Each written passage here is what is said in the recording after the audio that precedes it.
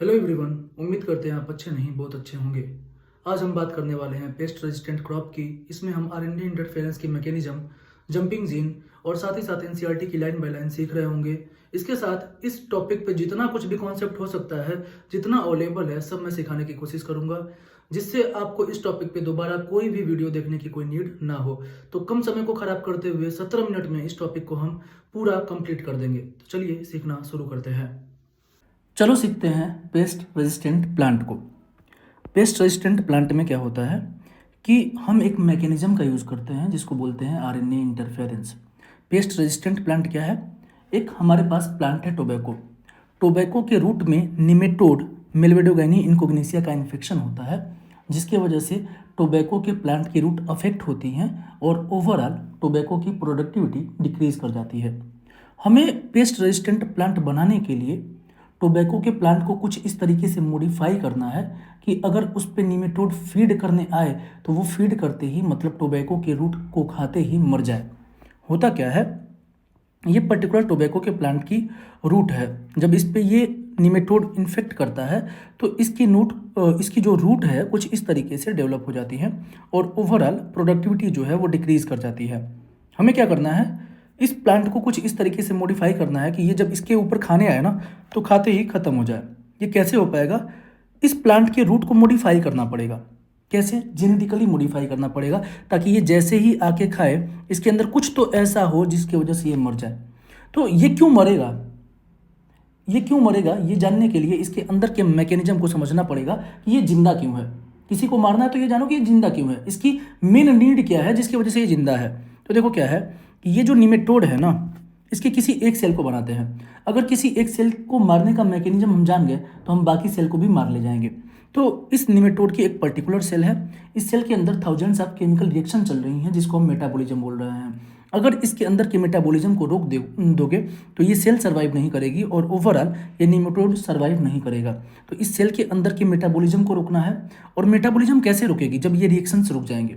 तो क्या thousands of metabolic reaction को एक साथ रोकना पॉसिबल है? नहीं पॉसिबल है और ये ज़रूरी भी नहीं है।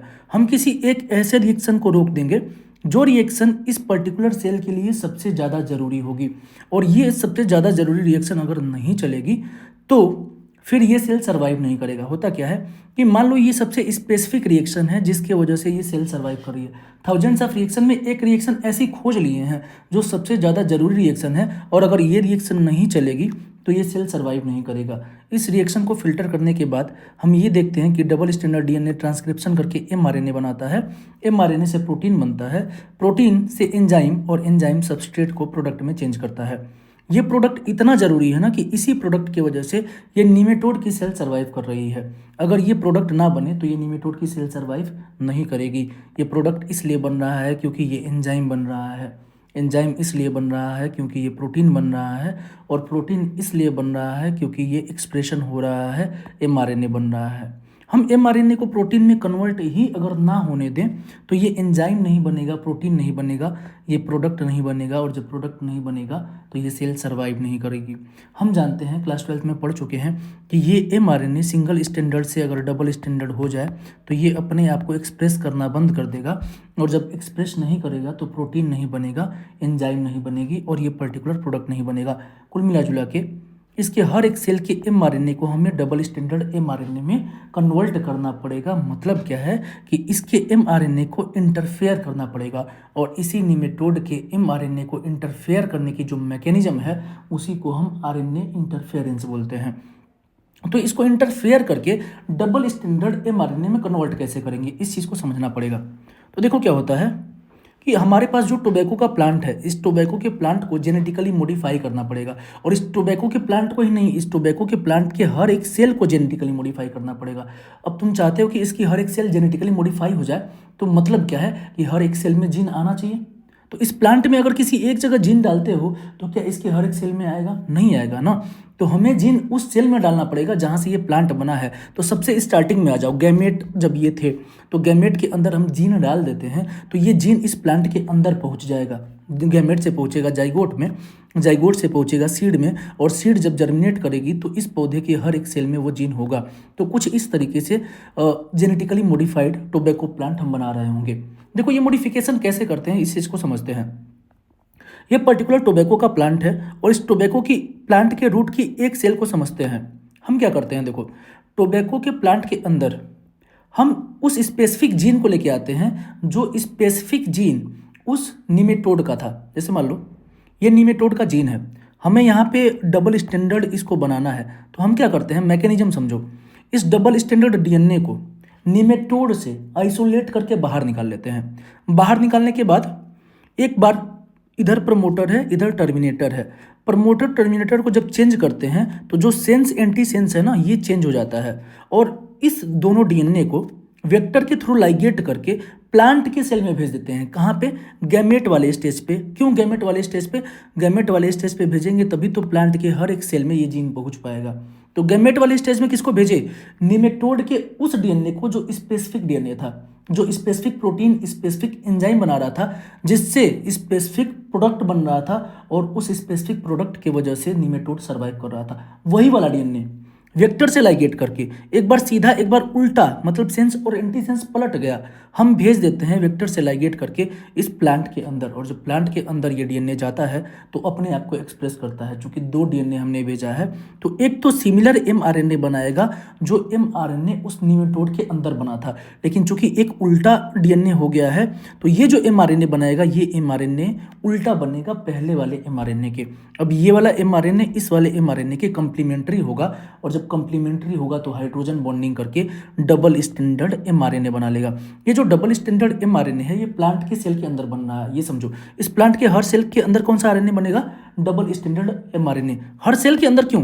क्योंकि ये जो जीन है ना, हमने कहाँ पे इंट्रोड्यूस किया था, गैमेट के स्टेज पे इंट्रोड्यूस किया था, तो प्लांट के हर एक सेल में पहुंच जाएगा। अब क्या होगा कि सेल की अपनी एक मैकेनिज्म होती है। हमारे सेल में कोई भी डबल स्टैंडर्ड आरएनए जो है वो काम का नहीं होता है, तो हमारी सेल क्या करती है कि उस डबल स्टैंडर्ड आरएनए को तोड़ देती है और जो उसके न्यूक्लियोटाइड होते हैं ना, उस न्यूक्लियोटाइड को दूसरा डीएनए या फिर दूसरा आरएनए बनाने में यूज कर लेती है। तो हमारे सेल के अंदर जो डाइसर है वो इस डबल स्टैंडर्ड आरएनए के बनते ही उसको टुकड़ों टुकड़ों में तोड़ देगा, आरएनए के फ्रेगमेंट कर देगा। मतलब अब देखो मैकेनिज्म समझो क्या है कि ये जो टोबैको का प्लांट है, इस टोबैको के प्लांट के अंदर हर जगह डबल स्टैंडर्ड आरएनए के फ्रेगमेंट होंगे। मतलब इसके हर एक सेल में, चाहे रूट की सेल हो, चाहे स्टेम की हो, चाहे लीफ की हो, हर एक सेल में क्या होगा, डबल स्टैंडर्ड आरएनए के फ्रेगमेंट होंगे। और ये वही डबल स्टैंडर्ड आरएनए के फ्रेगमेंट हैं जो हमने निमेटोड से निकाले हैं। अब क्या होगा, देखो एक निमेटोड है और रेड कलर का जो मैंने बनाया है, ये जैसे ही रूट पे फीड करने आया, ये क्या खाएगा, इसके सेल को खाएगा। और जब इसके सेल को खाएगा तो इसके सेल के अंदर डबल स्टैंडर्ड आरएनए के फ्रेगमेंट को भी खाएगा और ये डबल स्टैंडर्ड आरएनए के जो फ्रेगमेंट है इसके अंदर चले जाएंगे। और जब इसके अंदर जाएंगे तो क्या कुछ मैकेनिज्म होगी, अब उसको समझते हैं। ये आया, इस जेनेटिकली मॉडिफाइड टोबैको प्लांट पे फीड किया और जैसे ही फीड किया इसके सेल्स इसके अंदर आए। इसके सेल के अंदर, इस प्लांट के सेल के अंदर आरएनए के फ्रेगमेंट थे। आरएनए के फ्रेगमेंट आ गए इसके सेल के अंदर। अब इसके सेल के अंदर क्या कुछ होता है इसको देखते हैं। ये जैसे ही फ्रेगमेंट आते हैं, इस निमेटोड के सेल के अंदर होता है एक रिस्क कॉम्प्लेक्स, जिसको बोलते हैं RNA inducing silencing complex. Risk complex के दो काम है। पहला काम है हाइड्रोजन बॉन्ड को तोड़ना और दूसरा काम है एलिमिनेट कर देना सिमिलर एमआरएनए को। मतलब क्या है कि जैसे ही डबल स्टैंडर्ड आरएनए के फ्रेगमेंट पहुंचे हैं, सबसे पहले इनके बीच के हाइड्रोजन बॉन्ड को तोड़ देगा।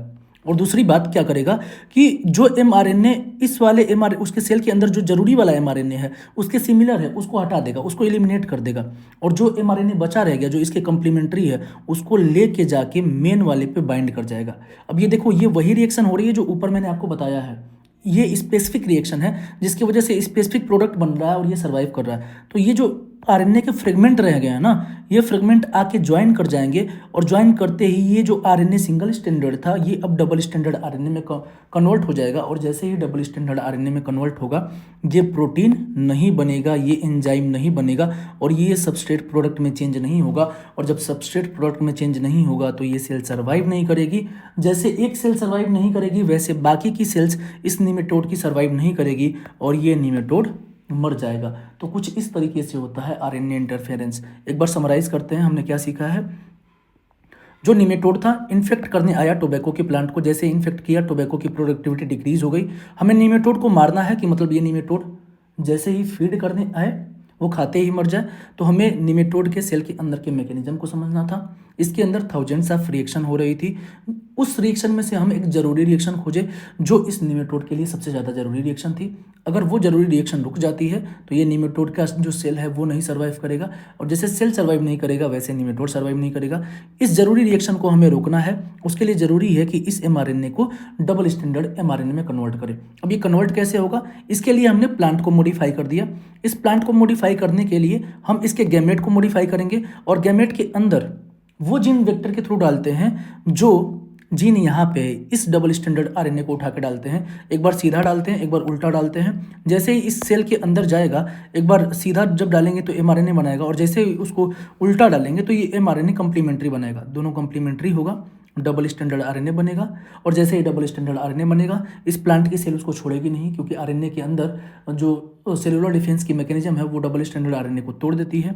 डाइसर आएगा, तोड़ देगा फ्रेगमेंट को। अब इस सेल के अंदर फ्रेगमेंट घूम रहे हैं डबल स्टैंडर्ड आरएनए के। निमेटोड आया फीड करने, इसके अंदर पहुंच गया डबल स्टैंडर्ड आरएनए के फ्रेगमेंट। इस निमेटोड के सेल के अंदर होता है रिस्क कॉम्प्लेक्स। दो काम, हाइड्रोजन बॉन्ड को तोड़ना, सिमिलर स्ट्रैंड को एलिमिनेट करना। अब ये जाके बाइंड कर जाएगा उसी स्पेसिफिक रिएक्शन के एमआरएनए पे। ये वाली एमआरएनए कन्वर्ट हो जाएगी डबल स्टैंडर्ड आरएनए में। प्रोटीन नहीं बना, एंजाइम नहीं बना, प्रोडक्ट नहीं बना, सेल मर गई तो निमेटोड मर गया। अब एनसीईआरटी के रीडिंग पे आते हैं और फिर समझते हैं कि अब एनसीईआरटी क्या कहती है, और अब तुम लोगों को ये लाइन बाय लाइन एक एक चीज समझ में आ रही होगी कि एक्चुअल में पेस्ट रेजिस्टेंट क्रॉप हम डेवलप कैसे करते हैं। Several nematode parasite a wide variety of plant and animal including human being। मतलब निमेटोड और डिजीज कॉज कर सकता है प्लांट को भी, एनिमल को भी, और एनिमल में ह्यूमन बींग्स को भी। एक निमेटोड है जिसका नाम है मेल्विडोगाइनी इनकोग्निसिया, जो इन्फेक्शन कॉज करता है रूट के, किसके, टोबैको प्लांट के, और कॉज करता है ग्रेट रिडक्शन इन यील्ड, मतलब प्रोडक्टिविटी डिक्रीज कर देता है। हमारे पास एक नोवेल स्ट्रेटजी है जिसको बोलते हैं आरएनए इंटरफेरेंस, और इसमें क्या होता है, RNA interference take place in all eukaryotic organism as a method of cellular defence. मतलब आरएनए इंटरफेरेंस सभी यूकैरियोटिक ऑर्गेनिज्म में सेलुलर डिफेंस के मैकेनिज्म के जैसे काम करता है। करता क्या है, ये होता कैसे है, देखो।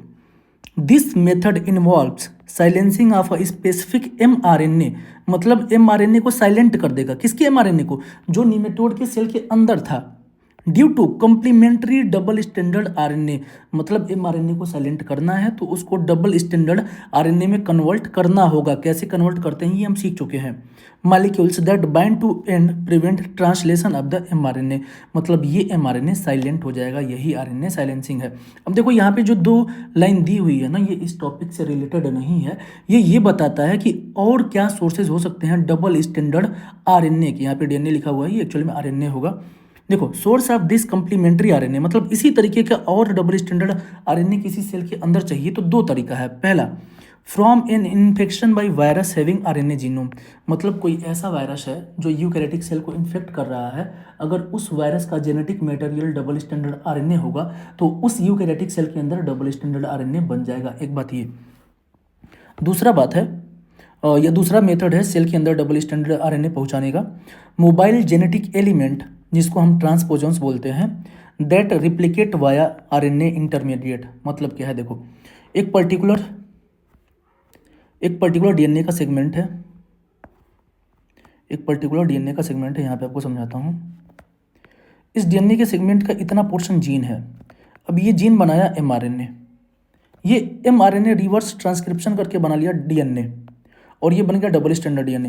ये जो डबल स्टैंडर्ड डीएनए बनता है ना, ये 180 डिग्री घूम के जाके इसी वाले डीएनए पे ऐसे लग जाएगा, और जब ये लग जाएगा तो ये एमआरएनए अगर सीधा बन रहा है ना, तो इससे बनने वाला जो एमआरएनए है इससे ये उल्टा बनेगा। अब ये दोनों एमआरएनए एक दूसरे के कंप्लीमेंट्री होंगे, और जब कंप्लीमेंट्री होंगे तो इस सेल के अंदर, इस यूकैरियोटिक सेल के अंदर डबल स्टैंडर्ड एमआरएनए पहुंच जाएगा। तो इस पर्टिकुलर हेडिंग में जो इस टॉपिक से रिलेटेड नहीं, हम सीख क्या रहे हैं कि किसी भी यूकैरियोटिक सेल के अंदर डबल स्टैंडर्ड एमआरएनए के क्या सोर्स हो सकते हैं। तो दो तरीका है, एक तो उस वायरस से इन्फेक्शन हो जाए जिसके पास double standard RNA as a genetic material हो, और दूसरा ट्रांसपोजॉन्स या जंपिंग जीन के थ्रू ये पर्टिकुलर प्रोसेस हो सकती है। आगे समझते हैं हम इसमें कौन सा वेक्टर यूज़ करते हैं। जो ये पर्टिकुलर जीन था, ये वाला double standard RNA, double standard DNA जो हम प्लांट के अंदर डाल रहे हैं, इसको इंट्रोड्यूस करने के लिए प्लांट में किसका यूज़ करते हैं, एग्रोबैक्टीरियम वेक्टर का। निमेटोड स्पेसिफिक जीन, देखो स्पेसिफिक क्यों बोल रहे हैं, क्योंकि ये स्पेसिफिक प्रोटीन बना रही होगी, इंट्रोड्यूस कर दिया जाता है किसमें, होस्ट प्लांट के अंदर। The introduction of DNA was such that it produce both sense and antisense RNA in the host cell. मतलब दो डीएनए इंट्रोड्यूस करेंगे, प्रमोटर टर्मिनेटर चेंज करके इंट्रोड्यूस करेंगे प्लांट के सेल के अंदर, और उस सेल के अंदर इंट्रोड्यूस करेंगे जिससे कि बनने वाले पौधे के हर एक सेल के अंदर ये डीएनए पहुंच जाए, ये कंप्लीमेंट्री आरएनए पहुंच जाए। तो इसके लिए कहाँ हम यूज़ करते हैं, गैमेट के अंदर। और जब सेंस और एंटी सेंस दोनों बनेगा उस सेल के अंदर तो क्या होगा, दोनों कंप्लीमेंट्री होंगे, और जब कंप्लीमेंट्री होंगे तो डबल स्टैंडर्ड आरएनए में देखो कन्वर्ट हो जाएगा। और जैसे ही कन्वर्ट होगा क्या शुरू हो जाएगा, आरएनए इंटरफेरेंस। मतलब समझ रहे हो, हमारे किसी भी यूकैरियोटिक सेल के अंदर मैकेनिज्म होती है, डबल स्टैंडर्ड आरएनए बनते ही उसको काट दो, किससे, डाइसर से। और जैसे ही डाइसर काट देगा सभी प्लांट के सेल के अंदर डबल स्टैंडर्ड आरएनए के फ्रेगमेंट तैर रहे होंगे उसके साइटोप्लाज्म में। अब क्या हुआ, निमेटोड को ये बात पता नहीं थी, निमेटोड आया खाने, और खाते ही उसके साइटोप्लाज्म के साथ क्या चला गया, डबल स्टैंडर्ड आरएनए के फ्रेगमेंट। अब निमेटोड के सेल के अंदर होता है risk complex, double standard RNA के फ्रेगमेंट को अलग करेगा, जो सिमिलर एमआरएनए का फ्रेगमेंट है उसको हटा देगा, और जो सिमिलर नहीं है उसको ले जाके बाइंड कर देगा उस स्पेसिफिक रिएक्शन के एमआरएनए पे जो उसके लाइफ को चला रही थी। ये सब बात पता थोड़ी है निमेटोड को। और जैसे ही स्पेसिफिक पे जाके बाइंड करता है, मतलब यहाँ पे जैसे ही जाके बाइंड किया, ये एमआरएनए हो जाएगा डबल स्टैंडर्ड एमआरएनए, और डबल स्टैंडर्ड एमआरएनए होते ही प्रोटीन बनना बंद, एंजाइम बनना बंद, ये पर्टिकुलर प्रोडक्ट बनना बंद। पर्टिकुलर प्रोडक्ट नहीं बना, सेल सर्वाइव नहीं करेगी, और जब सेल सर्वाइव नहीं करेगी तो ये पर्टिकुलर निमेटोड सर्वाइव नहीं करेगा। चलो आगे देखते हैं। The consequence was that the parasite could not survive in transgenic host expressing specific interfering RNA। मतलब हम क्या है, स्पेसिफिक आरएनए को इंटरफेयर कर दिए हैं। The transgenic plant therefore got itself protected from the parasite. और इस तरीके से ये पौधा अपने आप ही पैरासाइट से प्रोटेक्टेड हो जाएगा। तो देखो इसमें कोशिश किया गया है कि एक इस पर्टिकुलर वीडियो को देखने के बाद आपको कोई भी इस टॉपिक पे दूसरी वीडियो देखने की ज़रूरत ना पड़े, और एक एक लाइन जो एनसीईआरटी की है वो आपको समझ में आ जाए। ये पर्टिकुलर वीडियो एक रिसर्च लेवल पे है, इससे ज़्यादा जानकारी मेरे को इस टॉपिक पे नहीं मिली है। तो अगर आपको ये पहली बार पूरी तरीके से समझ में आ गया है, ये पूरा कॉन्सेप्ट आपको समझ में आ गया है, तो मैं उम्मीद करूँगा कि मेरी मेहनत को अप्रिसिएट करने के लिए आप इसको ज़्यादा से ज़्यादा शेयर करेंगे, उन लोगों के पास तक पहुँचाएंगे जिनको इस पर्टिकुलर वीडियो की ज़रूरत है और जो ये टॉपिक नहीं सीख पाए हैं। धन्यवाद।